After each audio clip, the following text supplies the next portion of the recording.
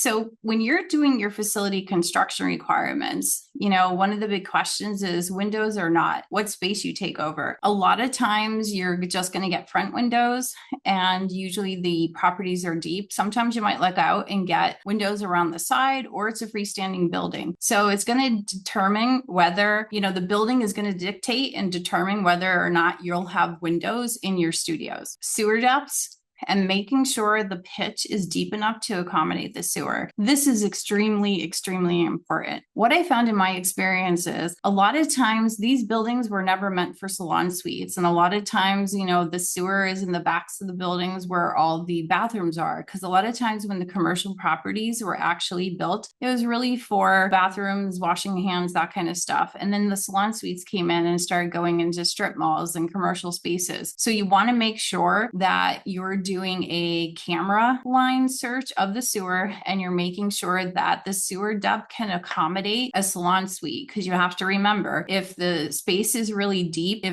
when I say the space deep, so our Trexlertown location is 45 feet wide by 165 feet deep. So we had to make sure that the sewer pitch was going to be able to connect so that the sinks in the front of the building were able to empty. So again, make sure that the sewer depths are there and that it could accommodate the whole entire facility from front to back. Your HVAC system requirements and modification, that's going to go back through, that's your heating, your ventilation, and your air conditioning for the space. A lot of times what we see is we like to go into a space where we actually have the HVACs already in the space, and then we're able to just modify them. In some instances, we actually had to put our own HVACs on, and it just drives up the cost, especially if you're getting TI money. You're ending up using some of that TI money to bring that space up to a vanilla shell, where we kind of look to make sure that the HVAC is there. But you want to be able to see how old the HVACs are. Typically, the HVACs will have a 25-year lifespan on them. So it just kind of gives you a look into what the future is and,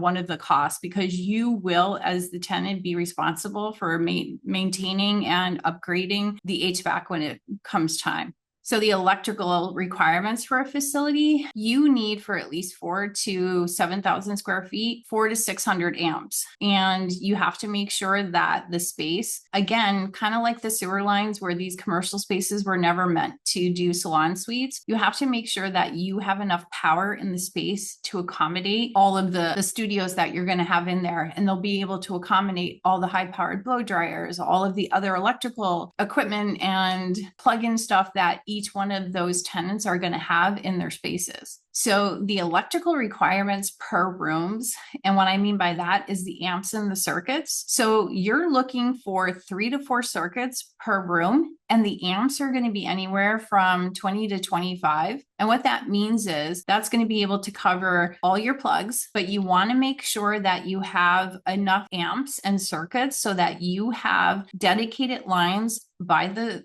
styling stations for these high-powered blow dryers. And I cannot emphasize this enough. The blow dryers that these individuals use are not like the ones that you get at Target or Walmart. These are high-powered blow dryers. And the reason is because you're trying to push that water out of the client's hair as quick as possible to get to the next client. So they pull a lot of power. One blow dryer can pull 20 to 25 amps. So you want to make sure that you have dedicated lines on either side of your styling station in order for that not to blow a fuse. And then the other ones are kind of shared, because plugging in their phones or their TVs or flat iron, those kind of things could be shared over the amps and the circuits, but the high powered blow dryers have to have dedicated lines. And again, they have to have at least 4 to 600 amps in these requirements. When it comes to the hot water system, what we have used throughout all 5 of our locations is almost like a double system. We use the instant hot water heaters, but we also use the storage tanks. And the reason being is when the water comes in from the public water, it goes into the instant hot. The instant hot then drops into the water holding tank. that tank always has hot water. If you were to use one or the other, the instant hot water heater would not be able to keep up with the supply and demand of these individuals. And again, a lot of people have questioned the system.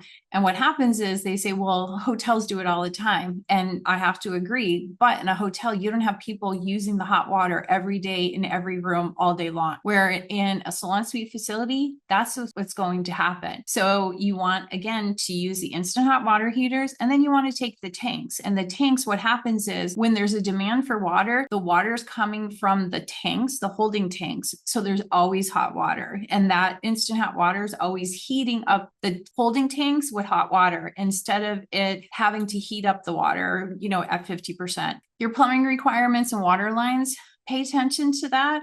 A lot of properties have migrated out of the metal pipes and the copper pipes, and they let you do PEX lines. Make sure you know from the landlords what they're going to require, because if you have to do your whole facility in copper, it is going to cost you a ton of money and a ton in labor. So you want to make sure that you're able to use PEX lines and the PEX lines are plastic lines, and your plumber will know this, so that you're going to keep your costs down.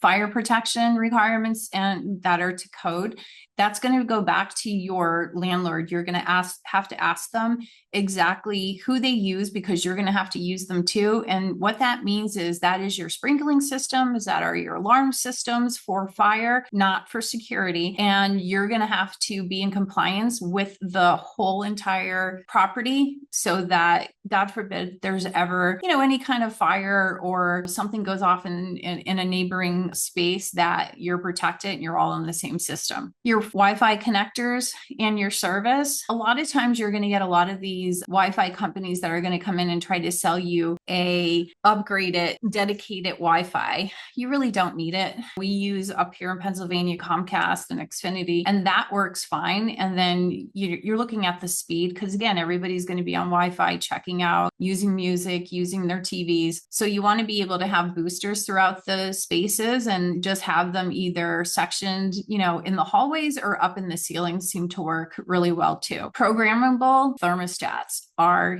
huge. You want to be able to control the temperature from your phone. And why I say that is depending on what area of the country you're in. And again, I'm using Pennsylvania, spring and falls, the weather, 1 minute it could be 40 degrees, and the next time it could be 90 degrees. And what happens is the temperature fluctuates, and a lot of your tenants are going to be uncomfortable. So being able to have programmable thermostats, 99% of the time they run by themselves, but it's that 1%, when the seasons are changing, that you might have to, turn the heat up or, turn the air conditioner on higher. Common area lights and timers, highly suggested. What we do in all of our locations is we have beautiful chandeliers hanging throughout that are on all day. And then right around dusk time, maybe about 4 or 5 o'clock, depending on, when the sun goes down, we have like the puck lights that come on, and those lights stay on then until morning. So they come on at like 4 o'clock, and then they stay on until the next morning, so that your facility is never in darkness, and that your chandeliers go off and